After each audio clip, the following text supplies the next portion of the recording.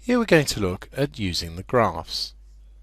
A typical problem might be to give you the information that the sine of 30 degrees is 0.5. We might be asked, find another angle for which the sine takes the value 0.5. Here's the sine graph. Here's the line y equals 0.5. We can see the intersects here, and this is the 30 degrees that we were told. The sine of 30 degrees is a half. We can see another value here. It's going to be 150 degrees because of the symmetry of the curve. If this distance is 30 degrees, then this occurs 30 degrees before the 180.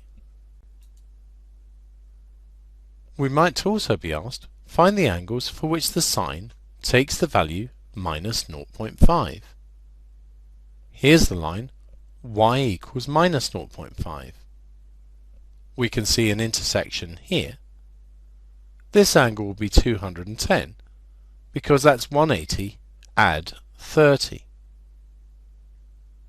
This angle here would be at 330. That's 360. Take away 30.